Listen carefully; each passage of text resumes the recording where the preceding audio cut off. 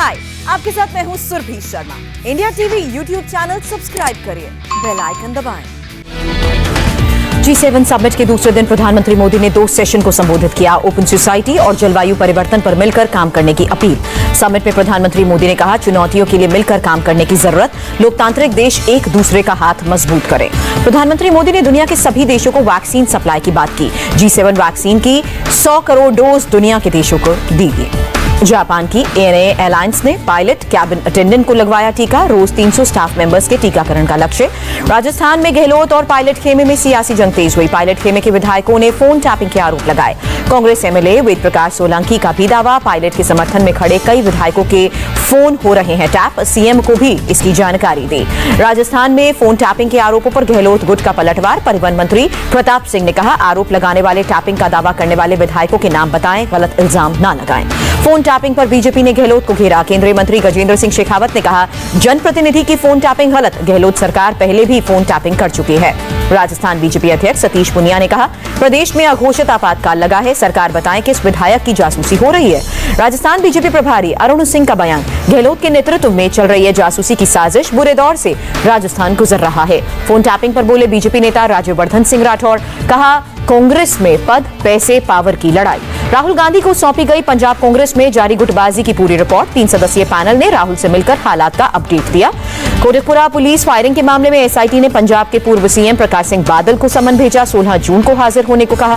कांग्रेस नेता कपिल सिब्बल ने हाईकमान को दी सलाह, बीजेपी का विकल्प बनने के लिए संगठन में हर स्तर पर बदलाव की जरूरत। बुधवार को कर्नाटक बीजेपी इंचार्ज अरुण सिंह कर्नाटक दौरे पर जाएंगे। बीजेपी से नाखुश नेताओं से करेंगे बात। अरुण सिंह ने कर्नाटक कांग्रेस पर साजिश करने के आरोप लगाए। कहा, अपने नेताओं से बात कर समस्याओं का समाधान करेंगे। RLD चीफ जयंत चौधरी का बयान, यूपी चुनाव में नहीं चलेंगे लव जिहाद और गौ हत्या के मुद्दे। चुनावों में किसानों का मुद्दा अहम रहेगा। महाराष्ट्र सरकार में 50-50 के फॉर्मूले पर बोले संजय राउत, 5 साल शिवसेना का ही मुख्यमंत्री रहेगा। संजय राउत का बीजेपी पर हमला। कहा, महाराष्ट्र में बीजेपी सरकार में शिवसेना के साथ हुआ गुलामों जैसा बर्ताव। शिवसेना को खत्म करना चाहती थी बीजेपी। प्रशांत किशोर और शरद पवार की मुलाकात पर बोले रामदास अठावले, 2024 में तीसरी बार फिर PM बनेंगे नरेंद्र मोदी। रक्षा मंत्री राजनाथ सिंह ने 499 करोड़ रुपए के बजट को मंजूरी दी। अगले 5 वर्ष तक रक्षा क्षेत्र में रिसर्च और नवाचार पर खर्च रहेगा। धारा 370 को लेकर कांग्रेस की चुप्पी पर बीजेपी का हमला। केंद्रीय मंत्री रविशंकर प्रसाद ने पूछा, क्या कांग्रेस धारा 370 की बहाली चाहती है, जिसका इशारा दिग्विजय सिंह ने किया। केंद्रीय गृह राज्य मंत्री जी किशन रेड्डी ने कहा, जम्मू कश्मीर में घुसपैठ, बम धमाके जैसे मामलों में कमी आई है। G7 समिट में प्रधानमंत्री के वन अर्थ वन हेल्थ के मंत्र पर NCP नेता नवाब मलिक का सवाल, इस सेवा को पाने के लिए कितना इंतजार करना होगा। CM हेमंत सोरेन ने प्रवासी मजदूरों के शोषण को लेकर चिंता जताई। कहा, इसे रोकने के लिए मजबूत तंत्र की जरूरत है। तेल के बढ़ते दामों पर बोले धर्मेंद्र प्रधान, सरकारें वैक्सीन पर खर्च कर रही है 35,000 करोड़। टैक्स के पैसों को लोक कल्याण कार्यों के लिए बचा रहे हैं। केंद्रीय मंत्री धर्मेंद्र प्रधान का राहुल गांधी से सवाल, राहुल गांधी जवाब दें, कांग्रेस शासित राज्यों में पेट्रोल और डीजल इतने महंगे क्यों हैं?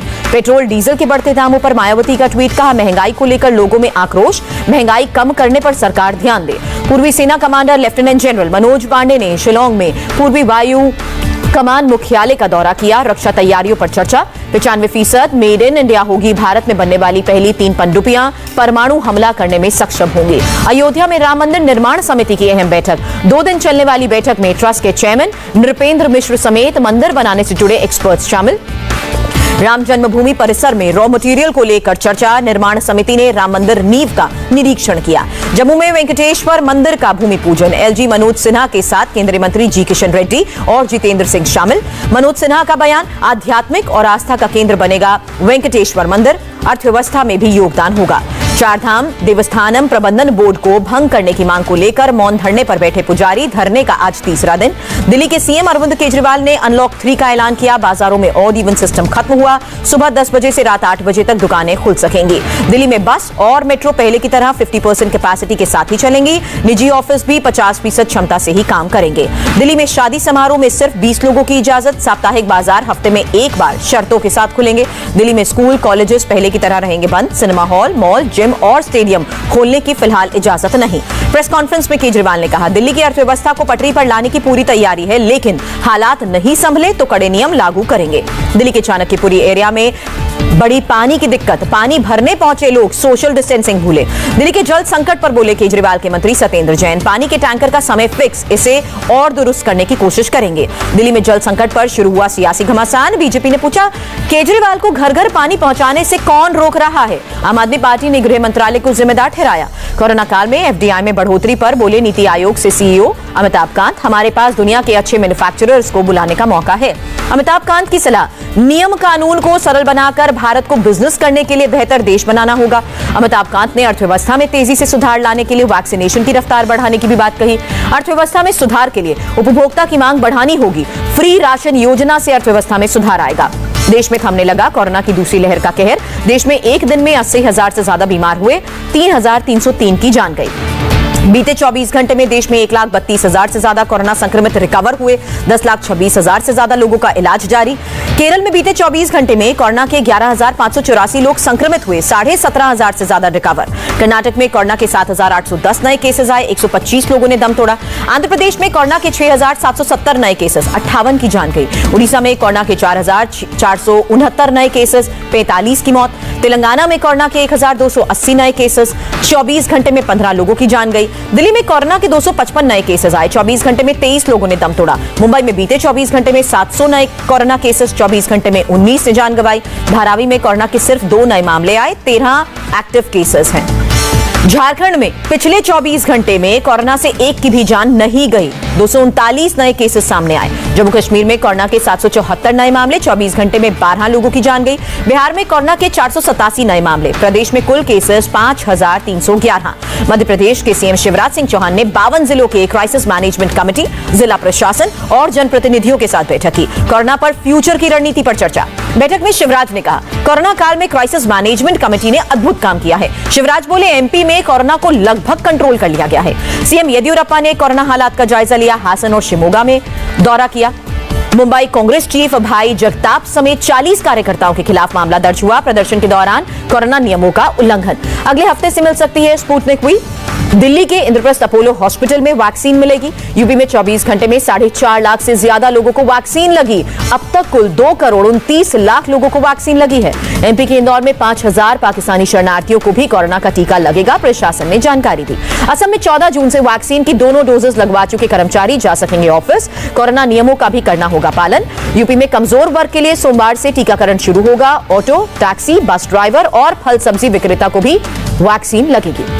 गुजरात के कच्छ में गायिका गीता रबारी के घर जाकर वैक्सीन लगाने का मामला, स्वास्थ्य कर्मियों के खिलाफ नोटिस जारी। देश के अलग अलग राज्यों में अब तक 421 ऑक्सीजन एक्सप्रेस पहुंची हैं, 30,182 एमटी ऑक्सीजन की सप्लाई। केंद्रीय मंत्री धर्मेंद्र प्रधान ने दिल्ली के महाराजा अग्रसेन हॉस्पिटल में ऑक्सीजन प्लांट का उद्घाटन किया। पंजाब के लुधियाना में बच्चों ने 750 पौधे लगाकर माइक्रो ऑक्सीजन चैम्बर बनाया। कहा, कोरोना ने समझाया ऑक्सीजन का महत्व।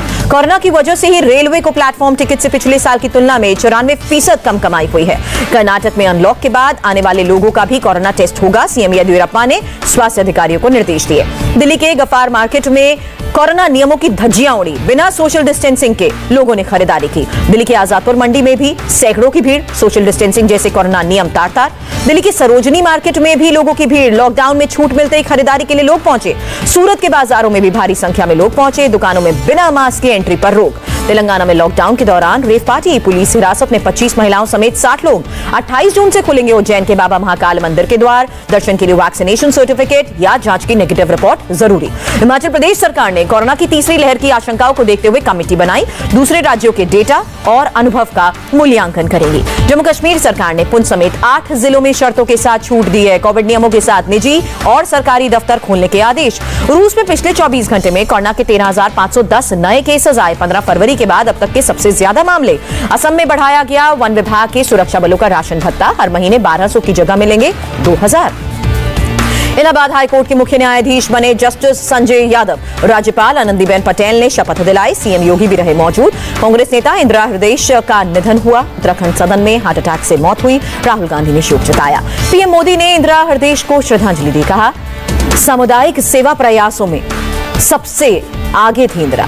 यूपी के रामपुर में महिला का धर्म परिवर्तन करवाने के आरोप में 3 लोग गिरफ्तार हुए। पुलिस ने एफआईआर भी दर्ज की। राजस्थान के भरतपुर में 28 मई को डॉक्टर दंपति की हत्या के मामले में मुख्य आरोपी गिरफ्तार हुआ। जल्द हत्या की वजह का भी खुलासा होगा। दुनिया के सबसे बड़े परिवार के मुखिया का निधन हुआ। जियोना चाना की 38 पत्नियां और 89 बच्चे। सीएम जयराम थांगा ने दुख जताया।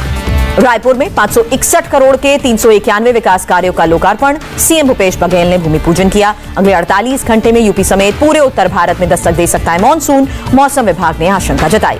मुंबई घाटकोपर की रामनिवास सोसाइटी से चौंकाने वाला वीडियो आया। देखते ही देखते जमीन में कार धंस गई। मुंबई में करीब 400 मौत के घर। प्रॉपर्टी विवाद के चलते जान हथेली पर लेकर रहने को मजबूर हैं हजारों लोग। यूपी के कई हिस्सों में लगातार बारिश से जल भराव हुआ। अगले 4 दिन तक बारिश का अलर्ट। कोची के कुछ हिस्सों में बारिश। अगले 4 दिन तक हल्की बारिश और तूफान की भी आशंका। म्यांमार के यंगून में सुरक्षा बलों और प्रदर्शनकारियों के बीच झड़प। सेना की तख्तापलट के खिलाफ प्रदर्शन कर रहे थे लोग। चीन ने शियान शहर में गैस लाइन में जबरदस्त धमाका हुआ। 12 की मौत हुई, 37 लोग गंभीर रूप से घायल। चेक गणराज्य की बारबरा क्रेजिकोवा ने फ्रेंच ओपन में रचा इतिहास। सिंगल्स के बाद डबल्स का भी खिताब जीता। हाय, आई एम सुरभि शर्मा। खबरों से अपडेट रहने के लिए India TV YouTube channel subscribe करिए। साथ में बेल आइकन जरूर दबाएं। जुड़े रहें इंडिया टीवी के साथ।